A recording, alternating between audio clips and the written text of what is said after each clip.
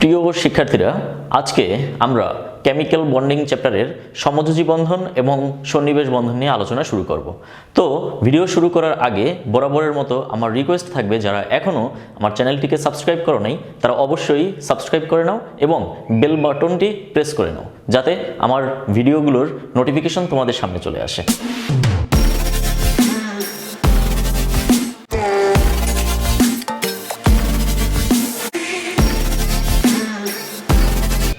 ওকে, তো তাহলে চলো শুরু করা যাক। তো আমাদের আজকের যে আলোচনাটা, এটা হলো সমযোজী বন্ধন ও সন্নিবেশ বন্ধন।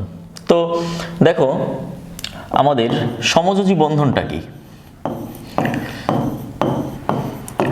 সমযোজী বন্ধনটা কি। তবে তার আগে আমি আগে থেকে একটু বলে দেই, তোমাদের অবশ্যই মনে থাকবে যে বর্তমানে সন্নিবেশ বন্ধনটাকে আসলে মানে আলাদা কোনো বন্ধন হিসেবে মানে চিন্তা করা হয় না। আসলে হলো সন্নিবেশ বন্ধনটাও আসলে মোটামুটি হলো ওয়ান কাইন্ড অফ সমযোজী বন্ধন। তো সন্নিবেশ বন্ধন আর সমযোজী বন্ধনের মধ্যে মৌলিক তফাৎটা কোথায়, সেই জিনিসটা আমরা ভিডিওর শেষ প্রান্তের গিয়ে আমরা আলোচনা করব। যখন আমরা সন্নিবেশ বন্ধন নিয়ে ডিটেইলসে আলোচনা করব, তখন আমরা ডিটেইলসে আমরা বলবো। ওকে, তবে চলো আমরা এখন আগে সমযোজী বন্ধনটা একটু শিখে নিই। তো সমযোজী বন্ধনের ক্ষেত্রে ব্যাপারটা হলো এরকম যে দুটা পরমাণু এখানে সমানভাবে ইলেকট্রন শেয়ার করবে বন্ধনে, ঠিক আছে। একটা বন্ধনে দুটা পরমাণু সমানভাবে ইলেকট্রন শেয়ার করবে, মূল কনসেপ্টটাই হলো এই জায়গাতে। তার মানে এখানে দুটি অধাতব পরমাণু থাকতে হবে। এখানে থাকবে কি, দুটা অধাতব পরমাণু থাকবে যারা সমানভাবে ইলেকট্রন শেয়ার করবে। কিভাবে শেয়ার করবে? সমানভাবে ইলেকট্রন শেয়ার করবে, ঠিক আছে। তো সমানভাবে ইলেকট্রন শেয়ার করা মানে কি, কেউ যদি একটা ইলেকট্রন দেয় অন্য পরমাণুটাও একটা ইলেকট্রন দেবে। কেউ যদি বন্ড গঠন করার জন্য দুটো ইলেকট্রন দেয়, অন্য পরমাণুটাও কি করবে? দুটো ইলেকট্রন দেবে, ঠিক আছে। তাহলে এই যে সমানভাবে ইলেকট্রন শেয়ার করা, এটাই হলো আমাদের সমযোজী বন্ধন। আর এখানে 3 নম্বর আরেকটা তোমার কারণ থাকে সমযোজী বন্ধন করার জন্য। এটা হলো একটা মাইনর কারণ। আসলে আমাদের অনেক সময় লেখা থাকে যে অষ্টক পূরণ করার শর্তে, অষ্টক পূরণ করার শর্তে, ঠিক আছে, ইলেকট্রনগুলো ডোনেট হয় পূরণ করার শর্তে। এটা আগে মনে করা হতো যে অষ্টক পূরণ করার জন্যই মনে হয় সমযোজী বন্ধনগুলো তৈরি হয়, ঠিক আছে।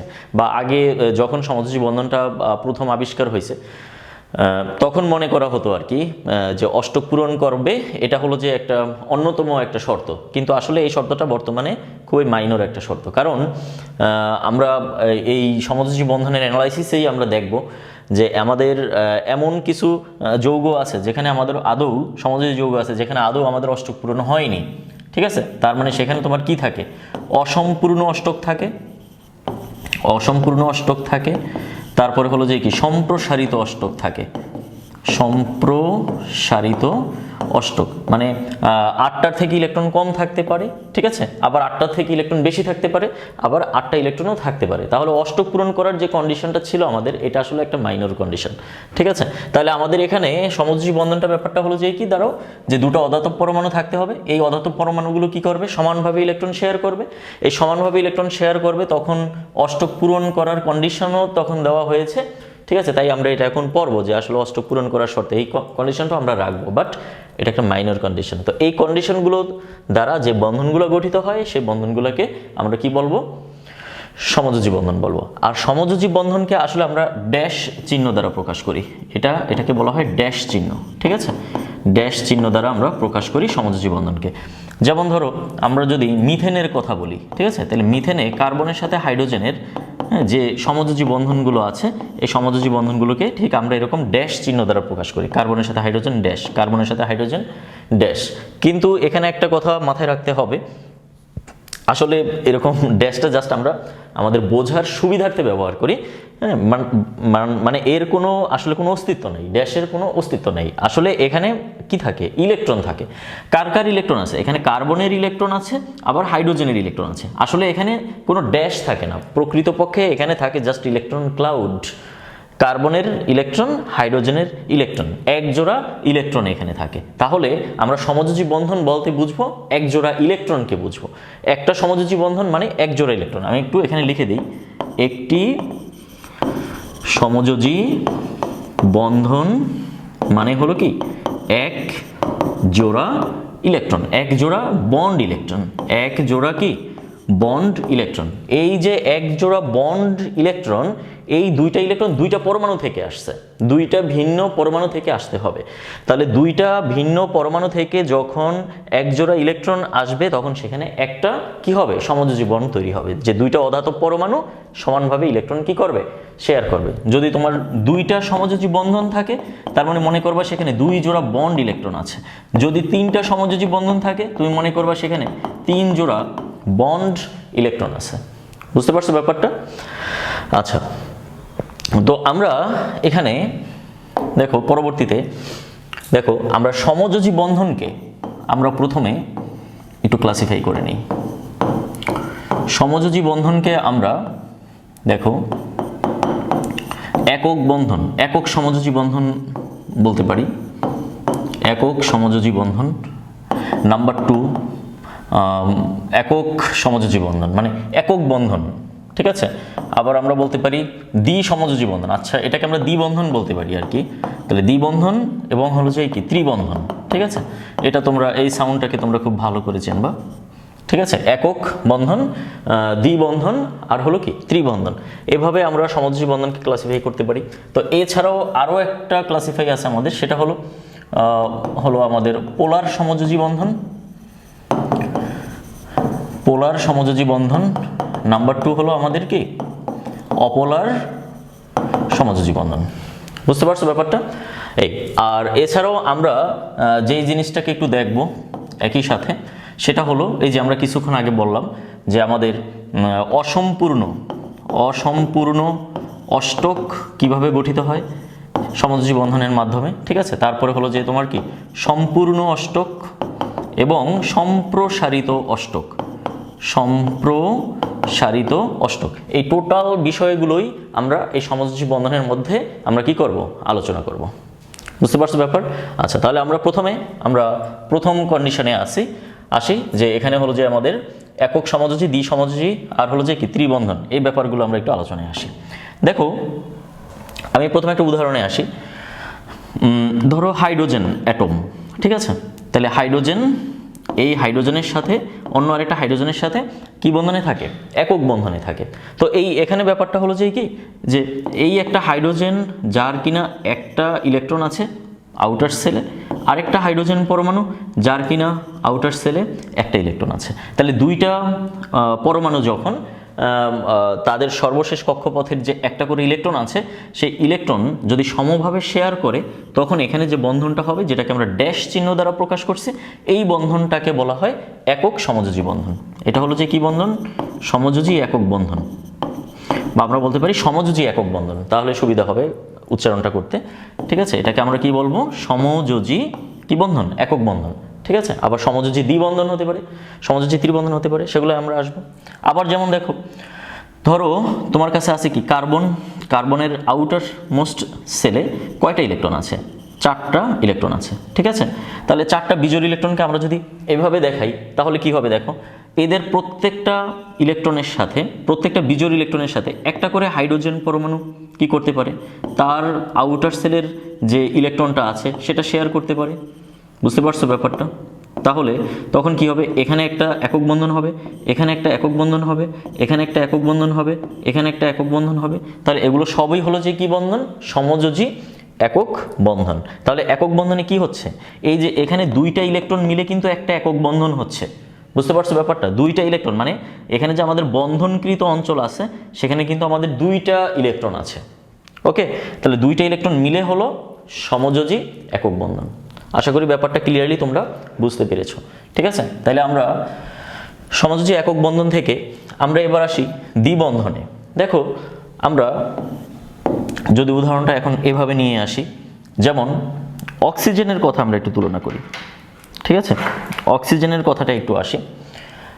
যেমন অক্সিজেনের সর্বশেষ কক্ষপথে ইলেকট্রন আছে 6টা, অক্সিজেনের টোটাল হলো 8টা, সর্বশেষ কক্ষপথে ইলেকট্রন আছে 6টা। তো 6টা ইলেকট্রনকে আমি এভাবে দিতে পারি 1 2 3 4 5 6। আবার আরেকটা অক্সিজেন পরমাণু, তারও সর্বশেষ কক্ষপথে ইলেকট্রন আছে 6টা। ওকে, তাহলে এখন দেখো এই যে অক্সিজেনের এই একটা পরমাণু থেকে একটা ইলেকট্রন, এর একটা ইলেকট্রন, এখানে একটা আমাদের একক বন্ধন হতে পারে, আবার এখানে একটা একক বন্ধন হতে পারে। বুঝতে পারছো ব্যাপারটা? তাইলে এখন এখানে কয়টা বন্ধন হইলো? দুইটা বন্ধন হইলো, অর্থাৎ একটা অণুতে দুইটা বন্ধন একসাথে হয়েছে। ঠিক আছে, তো এখানে আমাদের এই যে দ্বিবন্ধন গঠিত হলো, এটাও কিন্তু আমাদের কি বন্ধন? একটা সমযোজী বন্ধন। তার মানে এখানে আমাদের দ্বিবন্ধন গঠিত হয়েছে, সমযোজী দ্বিবন্ধন। এটাকে বলা হয় কি? সমযোজী দ্বিবন্ধন। কি ব্যাপারটা ক্লিয়ার? আমরা যদি ধরো কার্বন ডাই অক্সাইডের কথা চিন্তা করি, ঠিক আছে, কার্বন ডাই অক্সাইডের ক্ষেত্রে কি হচ্ছে? কার্বনের তো হলো যে 4টা ইলেকট্রন, তাই না? এই হলো 4টা ইলেকট্রন, আমরা এইভাবে দিলাম। ওকে, আর এই একটা অক্সিজেন, দেন হলো যে কি এই একটা অক্সিজেন। তাহলে অক্সিজেনের কক্ষপথে আছে কয়টা ইলেকট্রন? 6টা ইলেকট্রন। এই 6টা ইলেকট্রন, আবার এই অক্সিজেনের কক্ষপথেও আছে কয়টা ইলেকট্রন? 6টা ইলেকট্রন। দেখো তাহলে এখন কি হচ্ছে? এই কার্বন এই অক্সিজেনের সাথে ডাবল বন্ড তৈরি করতেছে, আবার এই কার্বন এই অক্সিজেনের সাথেও কি তৈরি করতেছে? ডাবল বন্ড তৈরি করতেছে। কি বুঝতে পারছো ব্যাপারটা? তাহলে এখন এখানে কার্বন কি করলো? কয়টা সমযোজী বন্ধন গঠন করলো? টোটাল 4টা সমযোজী বন্ধন গঠন করলো। আর অক্সিজেন কয়টা সমযোজী বন্ধন করলো?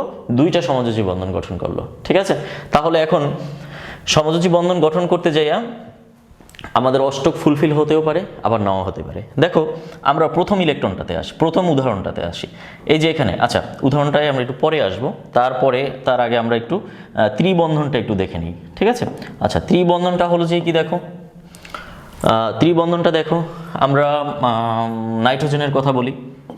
নাইট্রোজেন, তাহলে নাইট্রোজেনের সর্বশেষ কক্ষপথে ইলেকট্রন আছে 5টা। তাহলে 5টা ইলেকট্রনকে আমরা এইভাবে দেখাইতে পারি। ঠিক আছে, আরেকটা নাইট্রোজেন যেখানেও তার সর্বশেষ কক্ষপথে ইলেকট্রন আছে 5টা। তো 5টা ইলেকট্রনকে আমরা এইভাবে দেখাই। তাহলে এখন এখানে কি হচ্ছে? দেখো একটা নাইট্রোজেন আরেকটা নাইট্রোজেনের সাথে ত্রিবন্ধনে আবদ্ধ হচ্ছে। বুঝতে পারছো ব্যাপারটা? তার মানে প্রত্যেকটা নাইট্রোজেন এখানে 3টা করে ইলেকট্রন শেয়ার করছে। কি ওকে? আচ্ছা এবার আমরা আসি সেই কথায়। দেখো আমরা এখানে কি বলছিলাম? যে অষ্টক পূর্ণ হতে পারে, অষ্টক পূর্ণ নাও হতে পারে, এরকম কন্ডিশনে আছে। তাহলে এখন এখানে প্রথম তোমার উদাহরণটায় আসো। এই যে এখানে হাইড্রোজেন, দেখো এখানে তার আগে আরেকটা কথা আছে, সেটা হলো যখন পরমাণুগুলো বন্ডে চলে আসবে, ঠিক আছে, যখন বন্ধনে আসবে, তাহলে বন্ধনে আসলে কি হলো? এই যে কার্বনের একটা ইলেকট্রন আছে, হাইড্রোজেনের একটা ইলেকট্রন আছে, তার মানে এই প্রত্যেকটা বন্ধনে কয়টা ইলেকট্রন আছে? 2টা করে ইলেকট্রন আছে। এখন মনে রাখবা সবসময় এই 2টা ইলেকট্রনের হলো যে কি তোমার এই 2টা ইলেকট্রন তুমি কার্বনের সাথেও তুমি গণনা করতে পারবা, হাইড্রোজেনের জন্য গণনা করতে পারবা। ব্যাপারটা হলো যে এরকম, এই 2টা ইলেকট্রনের অধিকার কার্বনেরও আছে, হাইড্রোজেনেরও আছে। তার মানে কার্বন যখন বন্ধনে আসে নাই তখন তার আউটার সেলে ছিল কয়টা ইলেকট্রন? 4টা ইলেকট্রন। কিন্তু যখন মিথেন অণু গঠিত হয়ে গেছে তখন কি হয়েছে? এই হাইড্রোজেনের 4টা ইলেকট্রন তো এখানে চলে আসছে, কি তাই না? তার মানে কি এখানে টোটাল 1 2 3 4 5 6 7 8, তার মানে এখন কার্বনের আউটার সেলে কয়টা ইলেকট্রন আছে? 8টা ইলেকট্রন আছে। বুঝতে পারছো ব্যাপারটা? এখন আর কিন্তু তুমি বলবা না যে কার্বনের সর্বশেষ কক্ষপথে 4টা ইলেকট্রন আছে, এখন তুমি বলবা কার্বনের সর্বশেষ কক্ষপথে 8টা ইলেকট্রন আছে। কারণ এখন এই বন্ধনের ইলেকট্রনগুলোর প্রতি কার্বনের যেমন অধিকার আছে, হাইড্রোজেনেরও তেমন অধিকার আছে। তাহলে এখন তুমি বলবা প্রতিটা হাইড্রোজেনের সর্বশেষ কক্ষপথে আছে 2টা, আর প্রতিটা কার্বনের সর্বশেষ কক্ষপথে আছে 8টা ইলেকট্রন। বুঝতে পারছো ব্যাপারটা? যেহেতু সমযোজী বন্ধন, ইলেকট্রন কি হয়েছে? শেয়ার হয়েছে। তার মানে এই বন্ধনের শেয়ারকৃত ইলেকট্রনের প্রতি কার্বনের যতটা অধিকার আছে, হাইড্রোজেনেরও ঠিক ততটাই অধিকার আছে। তাহলে আমরা এখন এখানে বন্ধনের আগে আমরা বলবো কার্বনের আউটার সেলে আছে 4টা ইলেকট্রন, বাট যখন বন্ধন হয়ে যায় তখন আমরা বলবো কি কার্বনের সর্বশেষ কক্ষপথে এখন 8টা ইলেকট্রন আছে। যেহেতু 4টা বন্ধন, প্রত্যেকটা বন্ধনে 2টো করে ইলেকট্রন, তার মানে টোটাল ইলেকট্রন কয়টা? 8টা। ঠিক একই ঘটনা কিন্তু আমাদের এখানে দেখো, এখানেও কার্বনের সর্বশেষ কক্ষপথে ইলেকট্রন ছিল কয়টা? 4টা। এটা হলো বন্ধন করার আগের অবস্থা। কিন্তু যখন বন্ধন হয়ে যায় তখন এই যে বন্ডের যে 4টা বন্ধনে যে 8টা ইলেকট্রন টোটাল, এই 8টা ইলেকট্রন অর্থাৎ সবগুলো ইলেকট্রনের প্রতি কার্বনের যেরকম অধিকার আছে, অক্সিজেনেরও অধিকার আছে। তাহলে এখন আমরা বলতে পারি কার্বনের অষ্টক পূরণ হয়েছে, যেমন 1 2 3 4 5 6 7 8। বুঝতে পারছো ব্যাপার? আবার আমরা বলতে পারি অক্সিজেনেরও অষ্টক পূরণ হয়েছে। কিভাবে অক্সিজেনের অষ্টক পূরণ হয়েছে? এই প্রতিটা অক্সিজেনের দেখো বাহিরে আছে কয়টা? 1 2 3 4, আর বন্ধনে আছে কয়টা? 1 2 3 4। বুঝতে পারছো ব্যাপারটা? তার মানে অক্সিজেনেরও অষ্টক পূরণ হয়েছে, কার্বনেরও অষ্টক পূরণ হয়েছে। তো এইভাবেই আমাদের কি বন্ধন গঠিত হয়? সমযোজী বন্ধন গঠিত হয়। তার মানে সমযোজী বন্ধনের যে বন্ডেড যে ইলেকট্রনগুলো আছে এই বন্ডেড ইলেকট্রনগুলোর অধিকার প্রত্যেকটা পরমাণুর জন্যই আছে। ঠিক আছে, প্রত্যেকটা পরমাণু বলতে সংশ্লিষ্ট পরমাণু মানে বন্ডেড সংশ্লিষ্ট পরমাণু উভয়ের আছে। কি বুঝতে পারছো ব্যাপারটা? ওকে, তাহলে এখানে আমাদের অষ্টক পূর্ণতার মাধ্যমে সমযোজী বন্ধন হয়েছে, আর এখানে এই যে হাইড্রোজেনের মধ্যে কিন্তু অষ্টক পূরণ হয় নাই। অষ্টক পূরণ না হয়েও এখানে কি হয়েছে? সমযোজী বন্ধন হয়েছে। কি বুঝতে পারছো ব্যাপার? তাহলে আমরা আমাদের প্রথম আলোচনাটা শেষ করলাম যে একক সমযোজী বন্ধন কিভাবে হয়, দ্বি সমযোজী বন্ধন কিভাবে হয়, বা সমযোজী ত্রিবন্ধন কিভাবে গঠিত হয়। ঠিক আছে, এই আমরা উদাহরণের মাধ্যমে ব্যাপারগুলোতে নিয়ে আসলাম। ওকে, তো এবার আমরা যেগুলো দেখব সেটা হলো অসম্পূর্ণ অষ্টক, সম্পূর্ণ অষ্টক এবং সম্প্রসারিত অষ্টক। তো অসম্পূর্ণ অষ্টক মানে কি? এখানে সমযোজী বন্ধন হবে কিন্তু অষ্টক পূর্ণ হবে না, এমন কিছু যৌগ আছে যাদের সমযোজী বন্ধন বাট কি হয় নাই? অষ্টক পূরণ হয় নাই। আবার সম্পূর্ণ অষ্টক মানে কি? যে হ্যাঁ, এখানে সমযোজী বন্ধন আছে আবার অষ্টকও আছে। যেমন ধরো এখানে মিথেন, এটা অষ্টক মানে সম্পূর্ণ অষ্টকটা হয়ে গেছে আর কি, অষ্টকটা ফুলফিল হয়েছে। এটা হলো যে আমাদের এটার উদাহরণ, সম্পূর্ণ অষ্টকের উদাহরণ। আবার যদি আমরা কার্বন ডাইঅক্সাইডের কথা বলি, এটাও অষ্টক মানে সম্পূর্ণ অষ্টকের উদাহরণ। আর সম্প্রসারিত অষ্টক মানে কি? সেখানেও সমযোজী বন্ধন আছে বাট ইলেকট্রন সংখ্যা 8টার থেকেও বেশি আছে। তো আমরা বেশ কিছু উদাহরণ নিয়ে চলো এই ব্যাপারটাকে একটু ব্যাখ্যা করি। তো আমরা প্রথম আলোচনাটাতে আসি, সেটা হলো কি অসম্পূর্ণ অষ্টক। অসম্পূর্ণ অষ্টক, আচ্ছা, তো আমরা কিছু উদাহরণ নিয়ে আসি এখানে। যেমন ধরো আমরা বেরিলিয়াম ক্লোরাইডের কথা বলি, BeCl2। তো তোমরা অবশ্যই জানো বেরিলিয়াম হলো গ্রুপ 2 এর মৌল, মানে 2 নাম্বার গ্রুপের মৌল। তার মানে বেরিলিয়ামের আউটার মোস্ট শেলে 2টা ইলেকট্রন আছে। কি বুঝতে পারছো ব্যাপার? আর এখানে ক্লোরিন হলো 17 নম্বর গ্রুপের মৌল, তার মানে ক্লোরিনের আউটার মোস্ট সেলে 7টা ইলেকট্রন আছে। কি ঠিক আছে? তাহলে এই হলো ক্লোরিন, এর আউটার মোস্ট সেলে কয়টা ইলেকট্রন আছে? 7টা ইলেকট্রন আছে। তাহলে এখন দেখো এই ক্লোরিনের একটা শেয়ার ইলেকট্রন করছে কার সাথে? বেরিলিয়ামের সাথে। দেন এখানে একটা সমযোজী বন্ড হয়েছে, আবার এই বেরিলিয়াম এই ক্লোরিনের সাথে এখানে একটা সমযোজী বন্ড হয়েছে, এই হলো বেরিলিয়াম ক্লোরাইড। তাহলে এখন কি দেখা যাচ্ছে? যেহেতু এই বন্ডেড ইলেকট্রনগুলোর প্রতি বেরিলিয়ামেরও অধিকার আছে, ক্লোরিনেরও অধিকার আছে, তাহলে এখন গণনা করার সময় আমি সবগুলো গণনা করব। তার মানে বেরিলিয়ামের আউটার সেলে এখন টোটাল 4টা ইলেকট্রন আছে, মানে বেরিলিয়াম ক্লোরাইডের মধ্যে। ঠিক আছে, তাহলে বেরিলিয়াম ক্লোরাইড অণুতে বেরিলিয়ামের ইলেকট্রন সংখ্যা কয়টা? 4টা। তার নিজের আছে কয়টা? 2টা। আর শেয়ার করছে ক্লোরিন কয়টা? 2টা। তার মানে টোটাল কয়টা ইলেকট্রন? 4টা ইলেকট্রন। তার মানে 8টার থেকে কি আছে? কম আছে। তাহলে 8টার থেকে কম মানে এটা হলো কিসের উদাহরণ? আমাদের অসম্পূর্ণ অষ্টকের উদাহরণ। মানে অষ্টকটা এখনো কি হয় নাই? কমপ্লিট হয় নাই, 4টা ইলেকট্রন এখনো কম আছে। বুঝতে পারছো ব্যাপার? আবার যেমন লক্ষ্য করো BH3 এখানে আসো, এখানে হলো কি বোরন। বোরন মানে বা BH3 হতে পারে, তোমার BF3 হতে পারে, হ্যাঁ, আবার হলো BCl3 হতে পারে, সকলের ক্ষেত্রে সেম হবে। ঠিক আছে, তো কিভাবে হবে দেখো। দেখো এই যে এখানে আমাদের আছে কি বোরন। বোরন হলো 13 নম্বর গ্রুপের মৌল। তাহলে 13 নম্বর গ্রুপের মৌল মানে এর সর্বশেষ কক্ষপথে ইলেকট্রন আছে কয়টা? 3টা। তাহলে এই বোরনের সর্বশেষ কক্ষপথে আমার 3টা ইলেকট্রন আছে। ঠিক আছে, আমরা একটু এভাবে লিখি, এই বোরনের সর্বশেষ কক্ষপথে 3টা ইলেকট্রন আছে। আর হাইড্রোজেন প্রতিটা হাইড্রোজেনের কক্ষপথে একটা করে ইলেকট্রন আছে। প্রতিটা হাইড্রোজেনের কক্ষপথে একটা করে ইলেকট্রন আছে। তাহলে এখন এই একটা ইলেকট্রন শেয়ার করে এখানে একটা বন্ড হবে, এখানে একটা বন্ড হবে, এখানে একটা বন্ড হবে। তাহলে আমি কি বলছি? আবার বলি যে বন্ডেড ইলেকট্রনের প্রতি প্রত্যেকটা পরমাণুর সংশ্লিষ্ট প্রত্যেকটা পরমাণুরই অধিকার আছে। তার মানে এই বোরনের এই সব কটা ইলেকট্রনের প্রতি তার কি আছে? অধিকার আছে। তার মানে বোরনের আছে নিজের 3টা, আর 3টা হাইড্রোজেন শেয়ার করছে আরও 3টা ইলেকট্রন। তার মানে এখানে BH3 অণুটার আউটার মোস্ট সেলে টোটাল এখন 6টা বন্ধনকৃত ইলেকট্রন আছে। 6টা ইলেকট্রন কিন্তু নিজের না, বন্ধনকৃত ইলেকট্রন। নিজের আছে 3টা, আরেকজনের আছে 3টা, মানে হাইড্রোজেন থেকে আসছে 3টা। ঠিক আছে, এখন 6টা আছে, তার মানে এর এখনো অষ্টক পূরণ হয় নাই। যেহেতু ওর এখনো অষ্টক পূরণ হয় নাই, সুতরাং এটা কোন উদাহরণের মধ্যে আসবে? অসম্পূর্ণ অষ্টকের উদাহরণের মধ্যে আসবে। ওকে, তাহলে গেল আমাদের এটা। এবার আসো আমাদের সম্পূর্ণ অষ্টক। তো সম্পূর্ণ অষ্টকের উদাহরণ তো আমরা এর আগে পড়েছি, ঠিক আছে, এটার আমার নতুন করে দেখানোর দরকার নেই, কারণ মিথেন এর গঠনটা আমরা দেখলাম, কার্বন ডাই অক্সাইডের গঠন দেখলাম, এছাড়াও আমাদের ধরো পানির গঠন আছে, ঠিক আছে, অ্যামোনিয়ার গঠন আছে। হ্যাঁ, আচ্ছা আমি একটা পানির উদাহরণটা একটু দেখাই দিই। তো পানির উদাহরণটা দেখো, অক্সিজেনের আউটার সেলে ইলেকট্রন থাকে টোটাল কয়টা? 6টা। এই হলো অক্সিজেনের আউটার সেলে 6টা ইলেকট্রন, ঠিক আছে, আর 2টা হাইড্রোজেন শেয়ার করবে আরও 2টা ইলেকট্রন, ঠিক আছে। তাহলে 2টা হাইড্রোজেন যদি 2টি ইলেকট্রন শেয়ার করে, তাহলে এখানে একটা একক বন্ধন হচ্ছে, এখানে একটা একক বন্ধন হচ্ছে, বুঝতে পারছো ব্যাপারটা? তাহলে এখন এখানে কি হচ্ছে? 1 2 3 4 5 6 7 8, তার মানে অক্সিজেনের নিজের আছে 6টা ইলেকট্রন, আর 2টা হাইড্রোজেন থেকে আসছে 2টা, দেন হলো 8টা ইলেকট্রন। সুতরাং এখানে কি হয়ে গেল? অষ্টক পূর্ণ হয়ে গেল। তাহলে এটা হলো অষ্টক পূরণের উদাহরণ, সম্পূর্ণ অষ্টক, অষ্টক সম্পূর্ণ অষ্টকের উদাহরণ কি, ঠিক আছে? আচ্ছা, এবার আমরা এটা নিয়ে আর আলোচনা করলাম না, এবার আমরা সম্প্রসারিত অষ্টকের দিকে যাই। সম্প্রসারিত অষ্টক, তাহলে সম্প্রসারিত অষ্টক বলতে কি বোঝানো হয়? মানে ইলেকট্রন সংখ্যা 8টার থেকে কি আছে? বেশি আছে, এমন কিছু উদাহরণে আমরা একটু আসি। যেমন ধরো PCl5, PCl5 এটা হলো কি? Phosphorus pentachloride.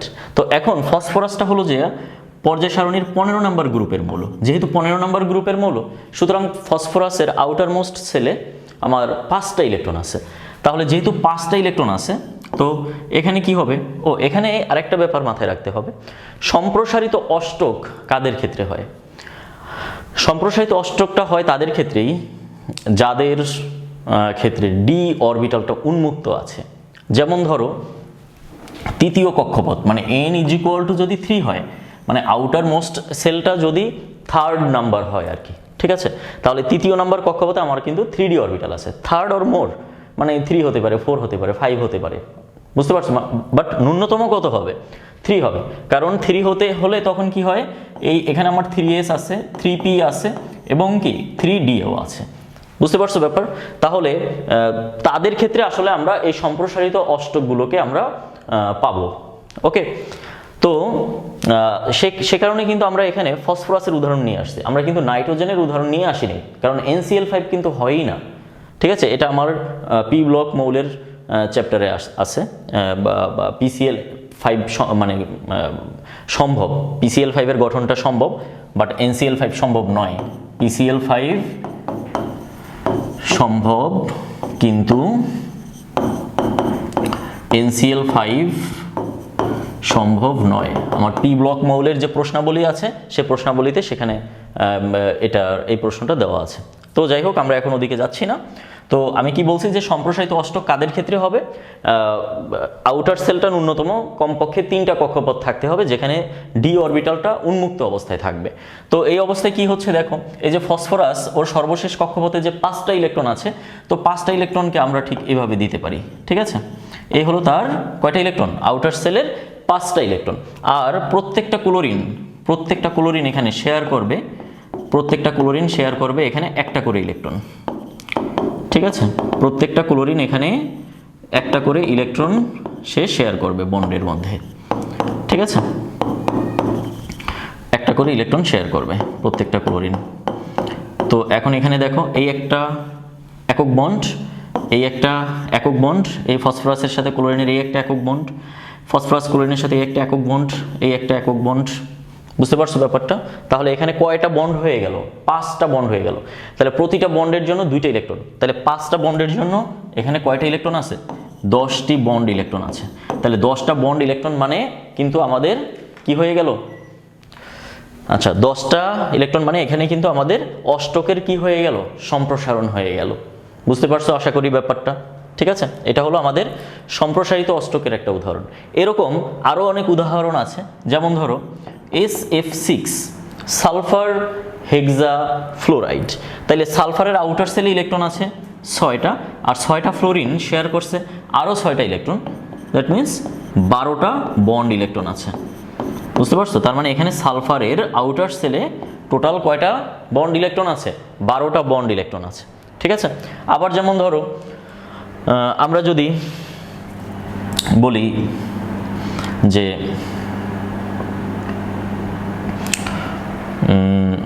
জেনন, ঠিক আছে, জেনন হেক্সাফ্লোরাইড। তাহলে জেনন হেক্সাফ্লোরাইডের ক্ষেত্রে কি হবে, দেখো জেনন হেক্সাফ্লোরাইডের ক্ষেত্রে জেননের আউটার সেলে ইলেকট্রন আছে কয়টা, আউটার সেলে ইলেকট্রন আছে তোমার হলো যে কয়টা, আউটার সেলে আছে 8টা, ঠিক আছে, আর 6টা ইলেকট্রন শেয়ার করছে, আরও 6টা ইলেকট্রন, তাহলে 8 6 কত 14টি, তাহলে 14টি আমার কি আছে বন্ড ইলেকট্রন আছে, বুঝতে পারছো? তাহলে এগুলো সবই হলো যে কি আমাদের সম্প্রসারিত অষ্টকের উদাহরণ। ওকে, তাহলে আশা করি আমরা আমাদের সমযোজী বন্ধনের ক্ষেত্রে আমরা কখন অসম্পূর্ণ অষ্টক হয়, কখন সম্পূর্ণ অষ্টক হয় এবং কখন সম্প্রসারিত অষ্টক হয় এই ব্যাপারটা আমরা অবশ্যই জেনে গেলাম, ঠিক আছে। তো এবার আমরা আরেকটা ক্লাসিফিকেশনে যাব, সেটা হলো যে কি আমাদের হলো পোলার সমযোজী এবং অপোলার সমযোজী, এই অণুগুলোকে আমরা কিভাবে চিনব। দেখো আমাদের পোলার সমযোজী আর হলো আমাদের অপোলার সমযোজী, যদি এগুলো নিয়ে আমরা পরবর্তীতে অনেক ডিটেলসে আলোচনা করব। পোলার সমযোজী আর অপোলার সমযোজী নিয়ে আমাদের অনেক কোশ্চেন আছে, ঠিক আছে।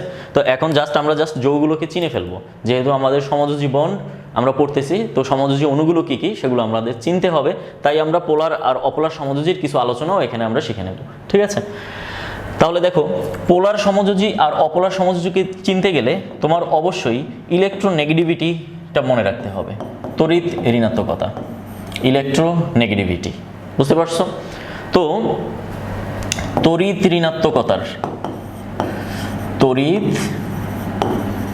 ঋণাত্মকতার পার্থক্য মনে রাখতে হবে, তড়িৎ ঋণাত্মকতার পার্থক্য মানে কার কি, তাহলে পার্থক্য মানে কি দুইটা অ্যাটমের, তার মানে দুইটা পরমাণুর তড়িৎ ঋণাত্মকতা তোমার জানা থাকতে হবে এবং সেই তড়িৎ ঋণাত্মকতাটাকে তুমি কি করবা, বিয়োগ করে দেবা, বিয়োগ করে পার্থক্যটা বের করবা। সেই পার্থক্যটা যদি 0.0 থেকে 0.5 এর মধ্যে থাকে, ঠিক আছে, 0.0 থেকে 0.5 এর মধ্যে থাকে, তাহলে সেটা হবে যে কি আমাদের অপোলার সমযোজীর ক্লাসিফিকেশনে চলে যাবে। ওকে, আর যদি এই তড়িৎ ঋণাত্মকতার পার্থক্যটা 0.5 থেকে 1.7 মতান্তরে 1.9, মানে কোনো বইতে লেখা আছে 1.7 আর কোনো বইতে লেখা আছে 1.9, ঠিক আছে। তো এর মধ্যে যদি থাকে, মূলত 1.7ই হওয়ার কথা, ঠিক আছে, তবে এখন 1.9ও লেখা আছে, হাজারি স্যারের বইতে 1.9 লেখা আছে, ঠিক আছে। তো এর মধ্যে যদি হয় তাহলে সেই সমযোজী যৌগটাকে আমরা কি বলবো, পোলার সমযোজী বলবো, বুঝতে পারছো ব্যাপার? তো অপোলার সমযোজী আর পোলার সমযোজীর মধ্যে মৌলিক তফাৎটা হলো এখানে, এই যে এখানে পরমাণুর মধ্যে ডাইপোল তৈরি হয় না, ডাইপোল সৃষ্টি হবে না, অর্থাৎ ধনাত্মক ও ঋণাত্মক মেরু সৃষ্টি হবে না, কি বুঝতে পারছো ব্যাপার? আর এখানে পোলার সমযোজীর ক্ষেত্রে কি হবে, পরমাণুর মধ্যে ডাইপোল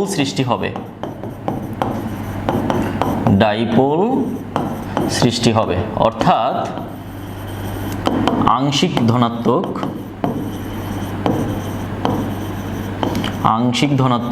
ও আংশিক ঋণাত্মক চার্জ সৃষ্টি হবে। আশা করি ব্যাপারটা ক্লিয়ারলি তোমরা বুঝতে পেরেছো এবং আমরা কিছু উদাহরণের মাধ্যমে এখন ব্যাপারটাকে ক্লিয়ার করব, ঠিক আছে।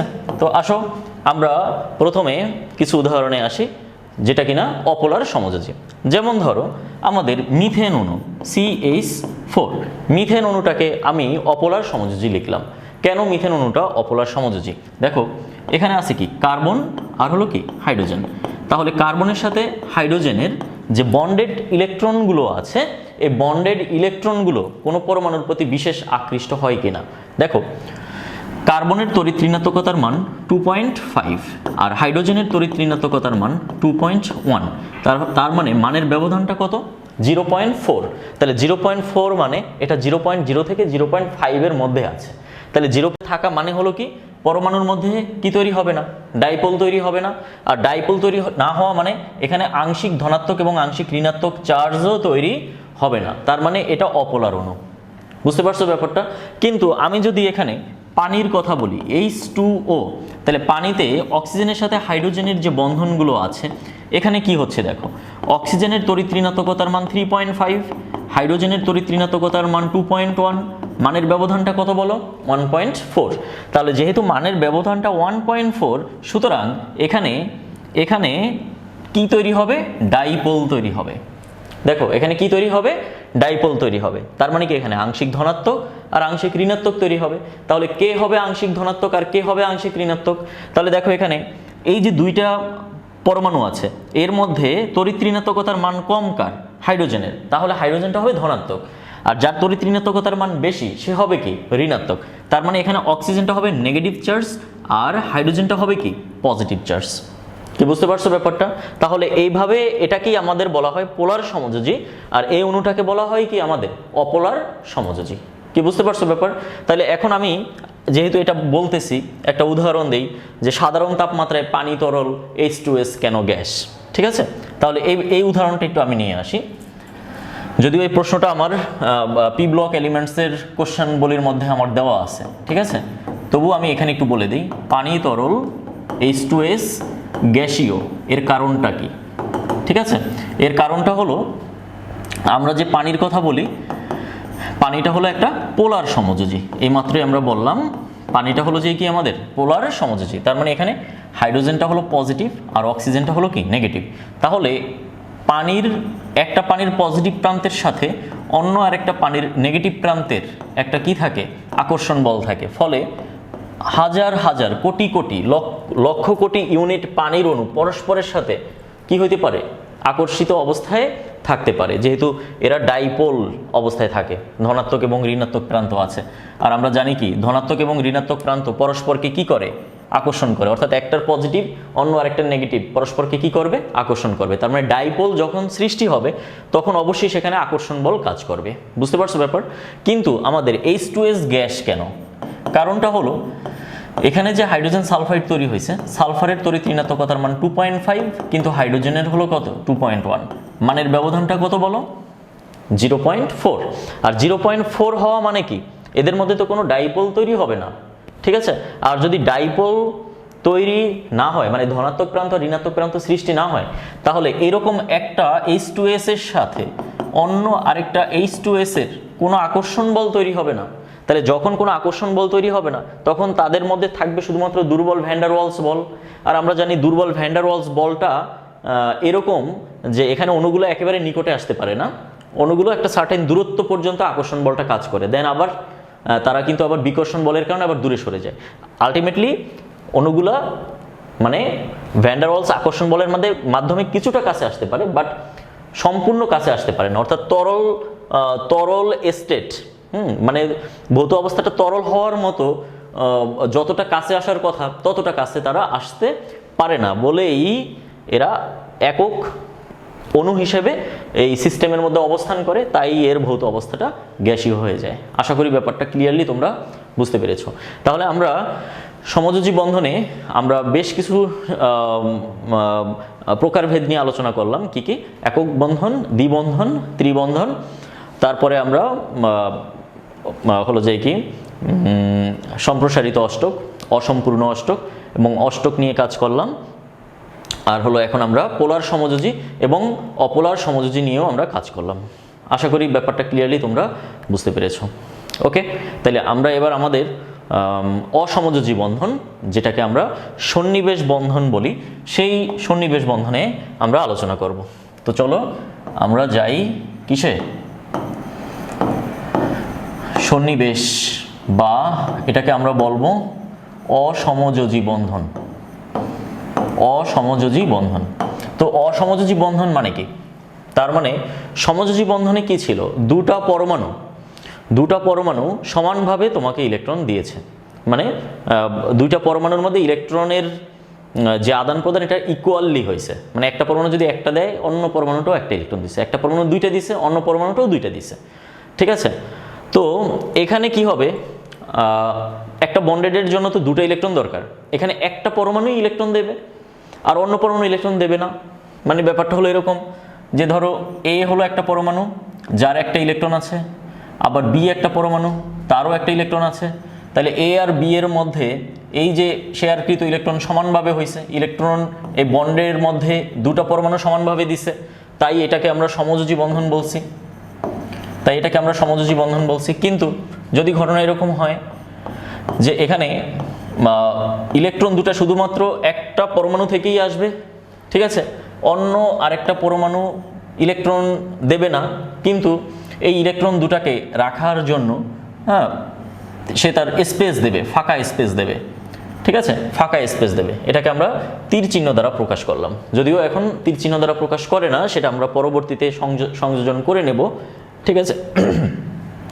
তো এখানে আমাদের একটা পরমাণু ইলেকট্রন দিল, অন্য আরেকটা পরমাণু সেই ইলেকট্রনটা রাখার মতো জায়গা দিল, কিন্তু বন্ডের মধ্যে কিন্তু আমার দুটো ইলেকট্রনই আছে, ঠিক আছে। এই যে তীর চিহ্ন দিয়ে আমি প্রকাশ করলাম, এখানে কিন্তু একটাই বন্ড এবং এখানে দুটো ইলেকট্রনই আছে, কিন্তু দুটো ইলেকট্রন একটা পরমাণু থেকে আসছে, তার মানে কি সমযোজী না, কিন্তু অসমযোজী, একজনে দুইটা ইলেকট্রন দিছে, এটা হলো অসমযোজী। আর এখানে কি হয়েছে, দুইটা পরমাণু সমানভাবে ইলেকট্রন দিছে, একটা একটা করে দিছে, তার মানে এটা হলো সমযোজী।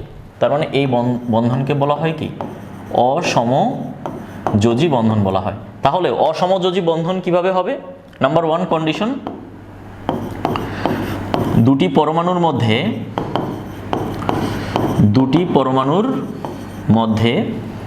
যে কোনো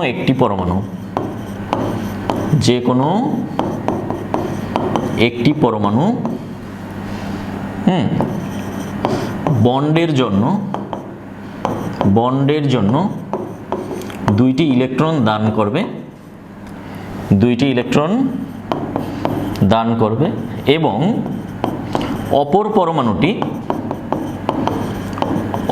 পরমাণুটি ফাঁকা অরবিটাল শেয়ারের মাধ্যমে বন্ধনে কি করবে, অংশগ্রহণ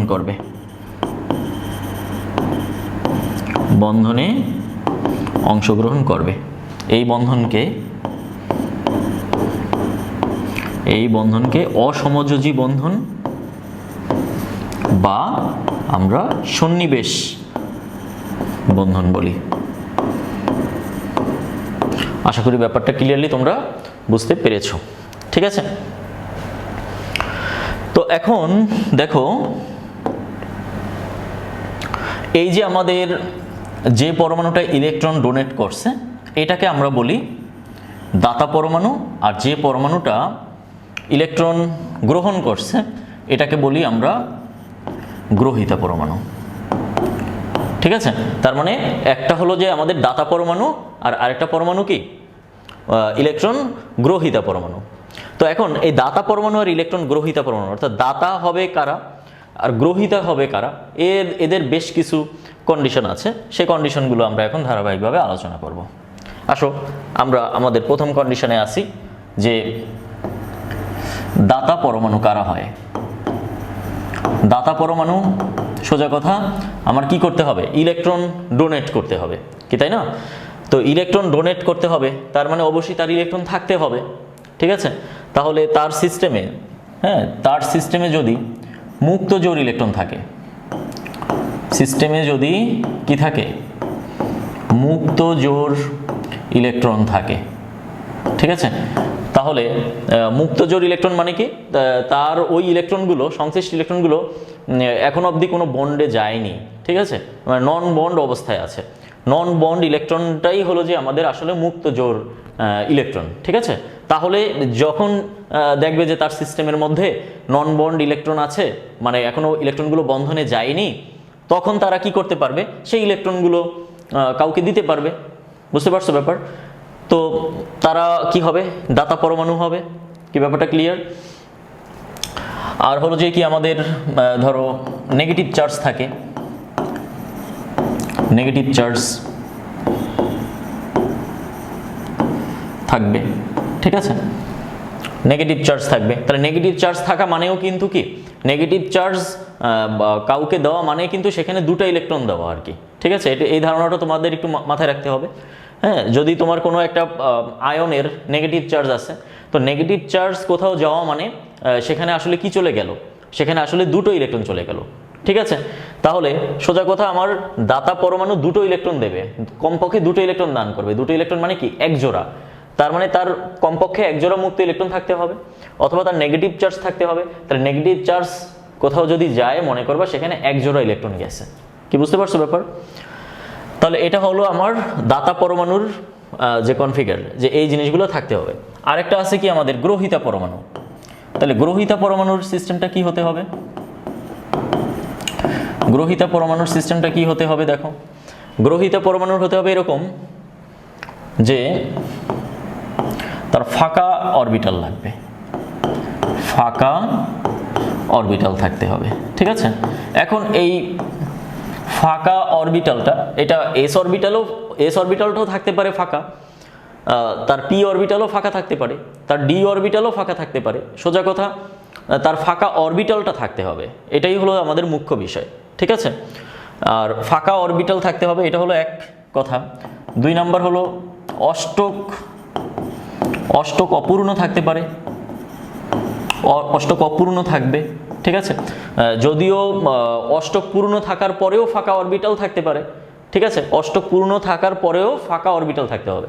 তাহলে আমি এখানে কি বলছি, যে ফাঁকা অরবিটাল থাকাটাই হলো আমাদের মুখ্য বিষয়, কিন্তু এই যে অষ্টকটা মানে অষ্টক অপূর্ণ থাকতে হবে, এটা কিন্তু আসলে মুখ্য বিষয় না, ঠিক আছে।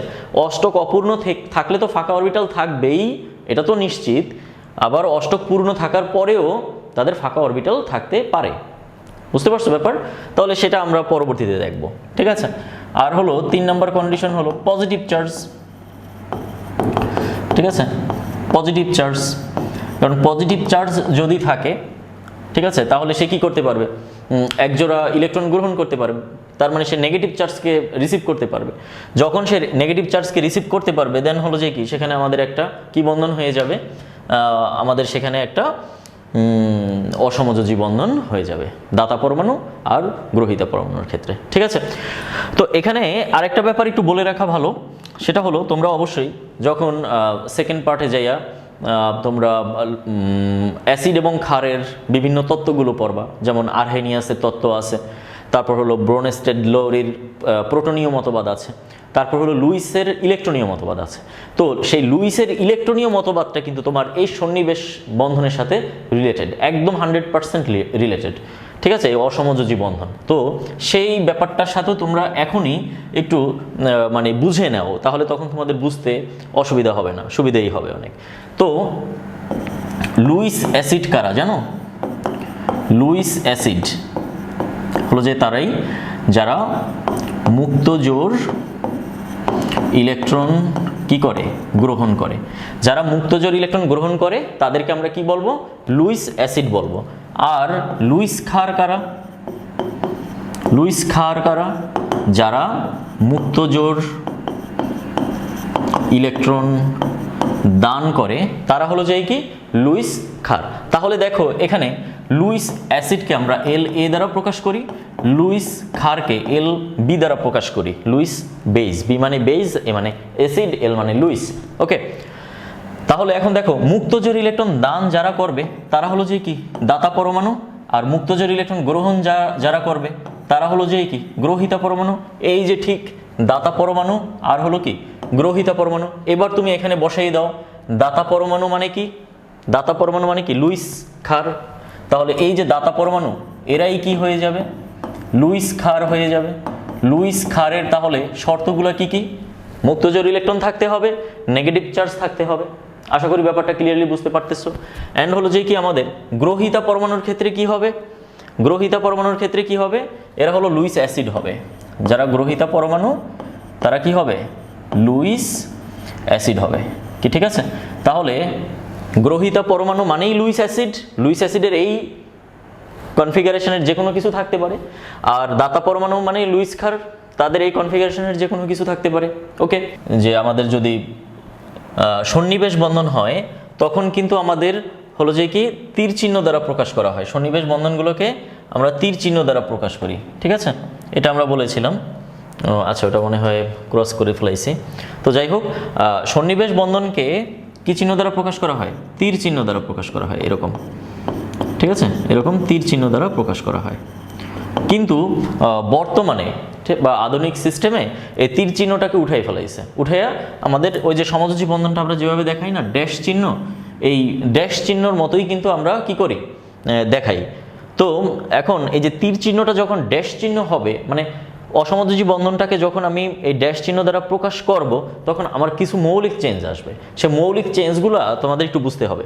দেখো, ব্যাপারটা যদি এরকম হয় যে এ একটা পরমাণু যার দুইটা ইলেকট্রন আছে, আর বি একটা পরমাণু যার কোনো চার্জ নাই, মানে বি পরমাণুটার ফাঁকা অরবিটাল আছে, তাহলে এখন কি করবে, ও তো ওকে ইলেকট্রন ডোনেট করতেছে, তার মানে ও হলো যে কি আমাদের দাতা, আর এ হলো যে কি আমাদের ইলেকট্রন গ্রহীতা। তো আগে আমরা কি করতাম, দাতা আর গ্রহীতার মধ্যে এরকম তীর চিহ্ন দ্বারা আমরা প্রকাশ করতাম। এখন আমরা বুঝতে পারি যে ও ইলেকট্রন দাতা মানে কি, ইলেকট্রন দাতা মানে কি বলো, লুইস ক্ষার, আর ইলেকট্রন গ্রহীতা মানে কি, লুইস অ্যাসিড। কিন্তু বর্তমানে এরকম তীর চিহ্ন দিয়ে লেখা হয় না, লেখা হয় কিভাবে বলো, এরকম ড্যাশ চিহ্ন দিয়ে লেখা হয়। তাহলে এখন ড্যাশ চিহ্ন দ্বারা তুমি কিভাবে বুঝবা যে এটার মধ্যে একটা সমযোজী সন্নিবেশ বন্ধন হয়েছে বা অসমযোজী বন্ধন হয়েছে? এটা বোঝার একমাত্র উপায় কি, দেখো, আমরা জানি কি যে এখানে দেখো এ পরমাণুটা কিন্তু নিরপেক্ষ, বুঝতে হবে এখানে ব্যাপারটা, চার্জ নিরপেক্ষ, ওর কোনো চার্জ নাই। বি পরমাণুটাও কিন্তু চার্জ নিরপেক্ষ। এখন দেখো কি হচ্ছে, এ পরমাণুর ইলেকট্রনগুলো কার দিকে যাচ্ছে, বি এর দিকে তো যাচ্ছে। তাহলে বি এর দিকে যাওয়া মানে কি, যাওয়া মানে হলো বি ইলেকট্রন গেইন করছে, মানে বি এর দিকে ইলেকট্রন আসছে, ফলে এখানে বিটা হয়ে যাবে কি মাইনাস, নেগেটিভ চার্জ হয়ে যাবে। আর এ তো ইলেকট্রন হারাই ফেলাইছে, তাহলে এই ইলেকট্রন হারিয়ে ফেলাইছে মানে এ নিজে কি হয়ে যাবে, পজিটিভ চার্জ হয়ে যাবে। কি বুঝতে পারছো ব্যাপারটা? তাহলে দুইটা আধান নিরপেক্ষ পরমাণুর মধ্যে যদি আমাদের সন্নিবেশ বন্ধন হয়, তখন তাদের এই তীর চিহ্নটা উঠাইয়া এখন তখন আমাদের কি দিতে হবে, এ হলো ধনাত্মক চার্জ আর বি হলো যে কি ঋণাত্মক চার্জ। বুঝতে পারছো ব্যাপারটা? আর মাঝখানে থাকবে কি চিহ্ন, ড্যাশ চিহ্ন। এবার আসো, যদি এরকম হয় ঘটনা, গ্রহিতা তো আমার কি থাকতে হবে, যেটা গ্রহিতা ফাঁকা অরবিটাল থাকতে পারবে, পজিটিভ চার্জ থাকতে পারবে। আমি এখানে একটা পজিটিভ চার্জ দিয়ে দেখাই। ধরো এ হলো মুক্তজোড় ইলেকট্রন আছে, আর বি এর এখন আগে থেকেই একটা পজিটিভ চার্জ আছে, ঠিক আছে। এখন এই ইলেকট্রন দুটো ওকে দেওয়া হয়েছে, সো এখানে একটা সন্নিবেশ বন্ধন হয়েছে, তার মানে তীর চিহ্ন দ্বারা আমরা প্রকাশ করলাম, ঠিক আছে। এখন এটাকে আমরা বর্তমান সিস্টেমে কিভাবে লিখবো? এখন তো আমি তীর চিহ্ন দেবো না, দেবো কি, এর সাথে বি এর বন্ড দেখাবো। তো এখন কি হচ্ছে দেখো, আমি আবার বলছি যে এখানে এক জোড়া ইলেকট্রন কে গেইন করছে, বি প্লাস গেইন করছে, বুঝতে পারছো ব্যাপার? তাহলে বি প্লাস যেহেতু ইলেকট্রন গেইন করছে, কয়টা ইলেকট্রন গেইন করছে, দুইটা, তাহলে দুইটা ইলেকট্রন গেইন করার কারণে তার পজিটিভ চার্জ কিন্তু আর থাকবে না, সে কিন্তু চার্জ নিরপেক্ষ হয়ে যাবে, কারণ সে তো দুইটা ইলেকট্রন পাইছে, দুইটা ইলেকট্রন পাওয়ার কারণে তার পজিটিভ চার্জটা ভ্যানিশ হয়ে গেছে। বুঝতে পারছো ব্যাপার? আর এখানে লস করছে কে, ইলেকট্রন দুইটা লস করছে কে, এ। এখন কিন্তু এ তার নিজের কি হবে, পজিটিভ চার্জ হবে, কিন্তু বি এর কোনো কি হবে না, চার্জ হবে না। বুঝতে পারছো ব্যাপার? আমি আবার বলি, বি দুইটা ইলেকট্রন পাইছে, তাহলে তার যে আগে পজিটিভ চার্জ ছিল, সে পজিটিভ চার্জটা প্রশমিত হয়ে গেছে, কিন্তু এ এর তো কোনো চার্জ নেই, ঠিক আছে, নিরপেক্ষ, এটা হলো নিরপেক্ষ, আর এটা হলো যে কি আমাদের ধনাত্মক চার্জ, ধনাত্মক চার্জ। তাহলে এখন বিটা হয়ে গেল কি ধনাত্মক চার্জ, আর সরি, এটা হলো যে ধনাত্মক চার্জ, আর বিটা হয়ে গেল কি আমাদের আধান নিরপেক্ষ হয়ে গেল। কি ব্যাপারটা ক্লিয়ার? ওকে, দেখো এটার আরও একটা প্যাটার্ন থাকতে পারে, সেটা হলো কি, দেখো ধরো যদি এরকম হয়, এ হলো নেগেটিভলি চার্জ, দেখো এটা নেগেটিভ চার্জ হয়েছে, কারণ কি আমার দাতা পরমাণুটা নেগেটিভ চার্জে থাকতে পারে, আর গ্রহিতা পরমাণুটা এখন আছে ধরো নিরপেক্ষ, গ্রহিতা পরমাণুটা এখন নিরপেক্ষ অবস্থায় আছে। তাইলে এখন কি হবে, এখন হবে এরকম, আগে তো এদের মধ্যে কি ছিল, এদের মধ্যে ছিল আগে এভাবে, হ্যাঁ, এ তো দুইটা ইলেকট্রন তো ওকে দিচ্ছে, ঠিক আছে, হ্যাঁ, এরকম সন্নিবেশ বন্ধন ছিল। কিন্তু এখন বর্তমানে কি থাকবে বলো, বর্তমানে আমরা এর সাথে কি লিখবো, বি এর একটা ড্যাশ চিহ্ন দেব। এখন দেখো এ ইলেকট্রন দিচ্ছে কাকে, বি কে। এখন বি তো নেগেটিভ চার্জ হয়ে যাবে, যেহেতু বি ইলেকট্রন পাইছে দুইটা, তাহলে বি এর হয়ে যাবে কি নেগেটিভ চার্জ। আর এ কি করছে, এ তো তার নেগেটিভ চার্জের যে দুইটা ইলেকট্রন, সেই দুইটা ইলেকট্রনই তো ওকে দিয়ে দিয়েছে, তাইলে কিন্তু এর কোনো চার্জ হবে না এখন। বুঝতে পারছো ব্যাপারটা? এর কিন্তু চার্জটা প্রশমিত হয়ে যাবে এই দুইটা ইলেকট্রনের কারণে, মানে নেগেটিভ চার্জের কারণে সেই দুইটা ইলেকট্রন ওকে দিয়ে দিছে, ফলে ওর আর এখন কোনো কি নেই, চার্জ নেই। তার মানে এটা যদি ঋণাত্মক হয় আর এটা যদি কি হয়, নিরপেক্ষ হয়, তখন আমাদের লিখতে হবে এভাবে।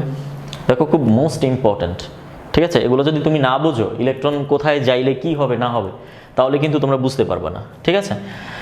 এবার আসো, আমি এখন যেটা বলবো সেটা হলো এ থাকবে আমার নেগেটিভ চার্জ আর বি থাকবে পজিটিভ চার্জ, ঠিক আছে?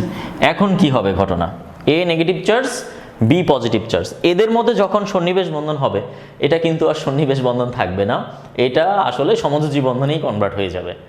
বুঝতে পারছো ব্যাপার কিভাবে কনভার্ট হয়ে যায়? দেখো দেখো আগে তো আমরা ঠিক এভাবে দিতাম, কিন্তু এখন আর এটা এভাবে থাকবে না। এখন এর সাথে কি হবে, বি হয়ে যাবে। এখন এ তো ইলেকট্রন দিল, কাকে দিল, বি কে দিল, তাহলে বি ইলেকট্রন কি করলো, গেইন করলো। আচ্ছা, বি ইলেকট্রন গেইন করার কারণে এখানে তো দুইটা ইলেকট্রন পাইলো, এই দুইটা ইলেকট্রন পাওয়ার জন্য বি কি হয়ে গেল, তার পজিটিভ চার্জ ভ্যানিশ হয়ে গেল। আর এ ইলেকট্রন দান করার কারণে এর নেগেটিভ চার্জটাও ভ্যানিশ হয়ে গেল। তাহলে আলটিমেটলি কি দাঁড়ালো, এ আর বি এর মধ্যে একটা ড্যাশ চিহ্ন দাঁড়ালো। তাহলে এ আর বি এর মধ্যে যদি ড্যাশ চিহ্ন থাকে, এইটাকে এখন আমি কি বলবো, সমযোজী বন্ধন বলবো। তার মানে আলটিমেটলি এখানে কি হয়ে দাঁড়ালো, যে ঘটনাটা আমাদের হয়েছে কিন্তু অসমযোজী বন্ড, কিন্তু এই অসমযোজী বন্ডটাই এখানে এসে কিসে রূপান্তরিত হয়ে গেল, সমযোজী বন্ডে রূপান্তরিত হয়ে গেল। খুব এক্সেপশনাল কেস, খুব এক্সেপশনাল কেস। যেমন আমি একটা উদাহরণ দিয়ে বুঝাই। যেমন আমরা যদি বলি সিলভার প্লাস এজি প্লাস আর হলো যে কি সিএল মাইনাস, ঠিক আছে? সিলভার প্লাস আর হলো কি সিএল মাইনাস। তাহলে এখন এখানে কি হচ্ছে জানো, এখানে এই যে ক্লোরিন মাইনাস, ও দুইটা ইলেকট্রন কাকে দিচ্ছে, সিলভার আয়নকে দিচ্ছে। একটা ইলেকট্রন আদান প্রদান হচ্ছে না, কিন্তু এখানে দুইটা ইলেকট্রনের আদান প্রদান হচ্ছে। সো এখন কি হয়ে যাচ্ছে, সিলভার ক্লোরাইডের মধ্যে আমাদের কি হয়ে যাচ্ছে, একটা সমযোজী বন্ধন হয়ে যাচ্ছে। বুঝতে পারছো ব্যাপারটা? ওকে, এটা কিন্তু আয়নিক বন্ধনও না, কিন্তু সিলভার ক্লোরাইডের মধ্যে কিন্তু আয়নিক বন্ধন নাই। ধনাত্মক আয়ন আর ঋণাত্মক আয়ন থাকলেই কিন্তু সবসময় আয়নিক বন্ধন হয় না, এগুলো একটু বুঝতে হবে, এক্সেপশনাল কেস কি, ঠিক আছে? ওকে, তাহলে এটা ছিল আমাদের মোটামুটি প্রাথমিক ধারণা। এবার আমরা কিছু উদাহরণ নিয়ে কাজ করি। যেমন ধরো আমাদের বেরিলিয়াম ক্লোরাইড, তো এটা হলো যে এটা বেরিলিয়াম ক্লোরাইডের কি আছে, আমাদের বেরিলিয়ামের অষ্টক অপূর্ণ আছে। তার মানে এর আউটার মোস্ট ছেলে কিন্তু এখন 4টা ইলেকট্রন আছে, একটা বন্ধনে 2টা ইলেকট্রন, এই একটা বন্ধনে কয়টা ইলেকট্রন, 2টা ইলেকট্রন। আউটার মোস্ট সেলে ওর কয়টা ইলেকট্রন আছে, 4টা ইলেকট্রন আছে। তাহলে এখন কি করবে, এটার সাথে যদি আমি 2টা সিএল মাইনাসকে যুক্ত করাই দেই, তাহলে কি হয়ে যাবে দেখো। তাহলে 2টা সিএল মাইনাস কি করবে, এই যে নেগেটিভলি চার্জ, এই নেগেটিভ চার্জ মানে ও হলো যে কি দাতা, ও হলো দাতা, আর এখানে বেরিলিয়ামটা হলো যে কি আমাদের গ্রহিতা, ঠিক আছে? তাহলে এই ইলেকট্রনগুলো কে গ্রহণ করবে, বেরিলিয়াম গ্রহণ করবে, কারণ ওর অষ্টকটা অপূর্ণ অবস্থায় আছে। তার মানে ও ইলেকট্রন দাতা নেগেটিভ চার্জ আর ওর অষ্টক অপূর্ণ আছে, ঠিক আছে? তাইলে আমাদের সেই কন্ডিশন মিলছে কিনা দেখো, এই যে আমাদের দাতা পরমাণুর নেগেটিভ চার্জ থাকবে আর গ্রহিতা পরমাণুর অষ্টক অপূর্ণ থাকবে, ঠিক আছে? তাহলে এখন দাতা পরমাণু ইলেকট্রন দিচ্ছে, গ্রহিতা পরমাণু তার ফাঁকা জায়গাতে, তার যে অষ্টক অপূর্ণ আছে সে ফাঁকা জায়গাতে এগুলো নিয়ে যাবে। তাই নিয়ে যাইলে কি হবে আমাদের এখানে BeCl4 2- হয়ে যাবে।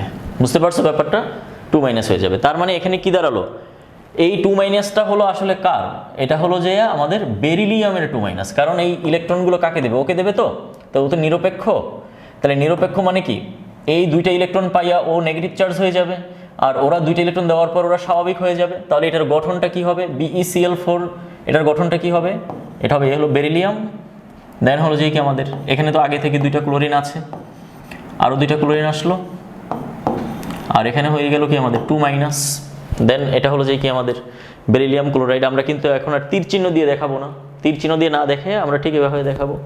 বুঝতে পারছো? আর এই সিস্টেমটাই হলো যে আমাদের এটা। কি ওভারঅল ক্লিয়ার? এরপরে দেখো BF3, ঠিক আছে, BF3। তো এটা যদি ধরো একটা F মাইনাসকে গ্রহণ করে তাহলে কি হবে এখানে, BF3 যদি একটা F মাইনাসকে গ্রহণ করে, দেখো এখানে BF3 মানে হলো এরকম, এই তো। তার মানে এখানে বোরনের আউটার মোস্ট সেলে 6টা ইলেকট্রন আছে, তাহলে 6টা ইলেকট্রন থাকা মানে কিন্তু এর অষ্টকটা অপূর্ণ অবস্থায় আছে। তাহলে অষ্টকটা যেহেতু অপূর্ণ অবস্থায় আছে, তাহলে এখানে F মাইনাস আইসা ইলেকট্রন কি করতে পারে, ডোনেট করতে পারে।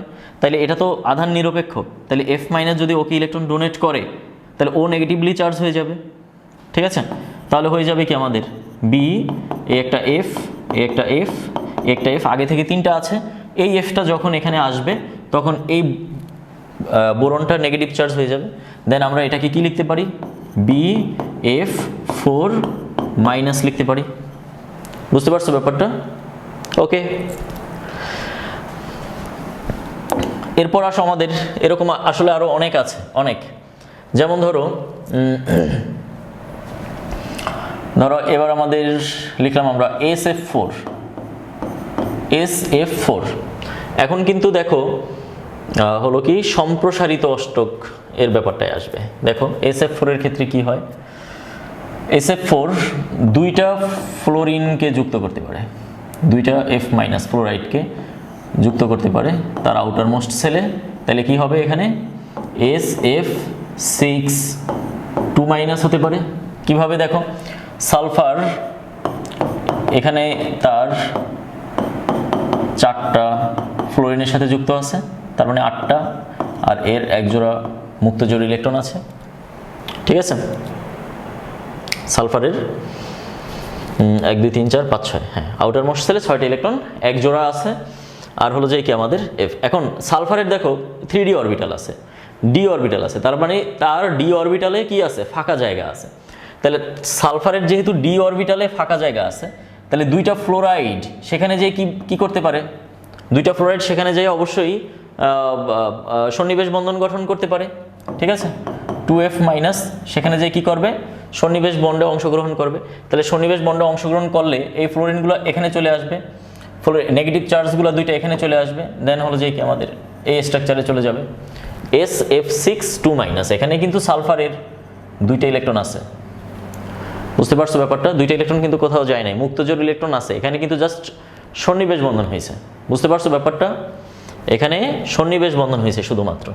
ওকে, তাহলে এখন এখানে আমরা কিন্তু একটু বলতে পারি যে যেহেতু BeCl2 গ্রহিতা, BeCl2 ইলেকট্রন গ্রহিতা, ইলেকট্রন গ্রহিতারা কি হয় বলো তো, ইলেকট্রন গ্রহিতারা কি হয়, লুইস অ্যাসিড হয়। তাহলে BeCl2 হলো যে কি আমাদের লুইস অ্যাসিড, Cl মাইনাসটা হলো যে কি আমাদের ইলেকট্রন দাতা, ইলেকট্রন দাতা মানে কি লুইস ক্ষার। ঠিক একইভাবে BF3, তাহলে BF3টা কি করছে, ইলেকট্রন গ্রহণ করছে না, তাহলে ইলেকট্রন গ্রহিতা, ইলেকট্রন গ্রহিতা মানে কি লুইস অ্যাসিড, ঠিক আছে। F মাইনাসটা কি তাহলে আমাদের এখানে লুইস ক্ষার। এরকম আমরা অনেক লুইস অ্যাসিড এবং লুইস ক্ষারের উদাহরণ দিতে পারবো সন্নিবেশ বন্ধনের মাধ্যমে।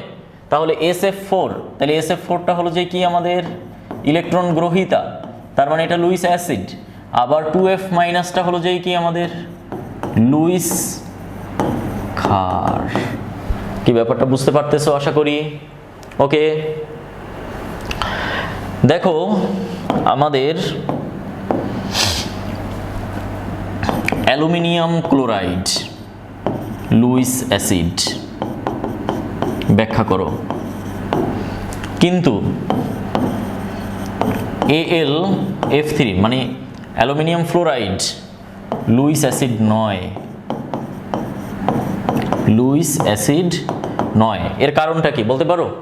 দেখো অ্যালুমিনিয়াম ক্লোরাইড লুইস অ্যাসিড, এর কারণটা হলো এটা, কারণ অ্যালুমিনিয়ামের সাথে ক্লোরিনের এখানে সমযোজী বন্ধন আছে।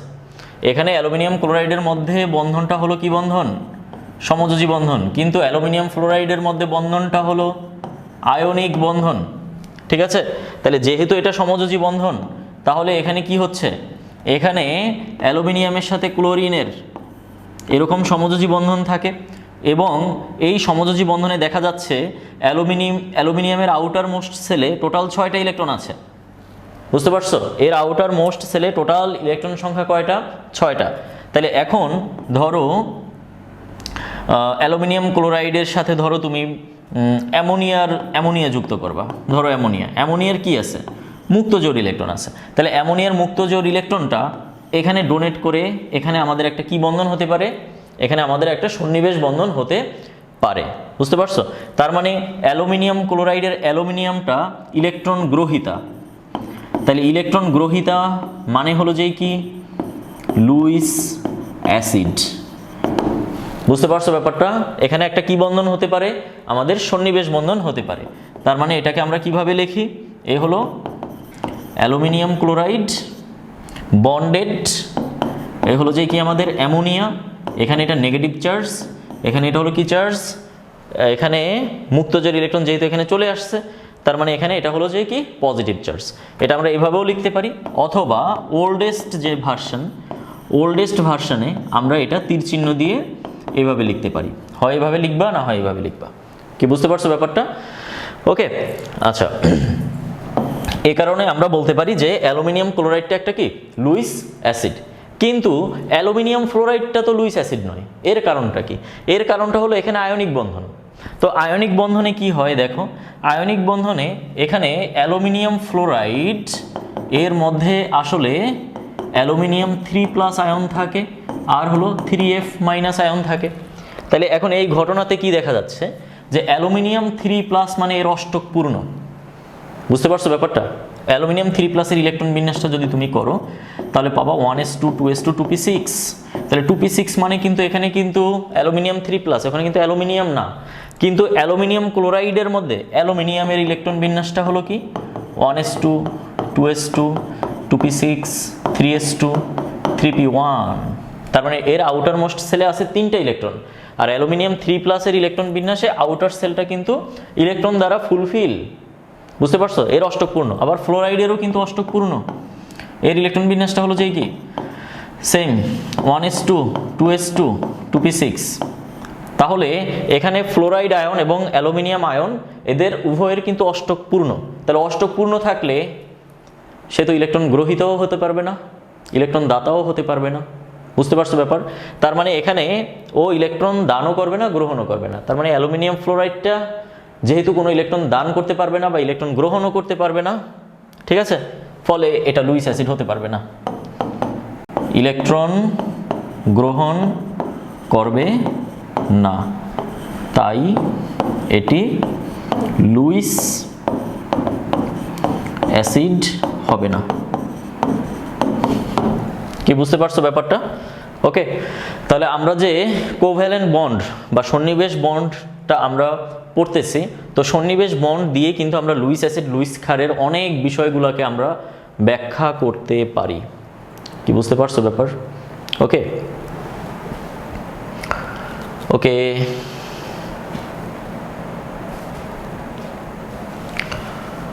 ওকে তাহলে আমরা আজকে এ পর্যন্তই আমাদের সমযোজী বন্ধন এবং সন্নিবেশ বন্ধনের ইন ডিটেলস আমরা আলোচনা করলাম। ঠিক আছে?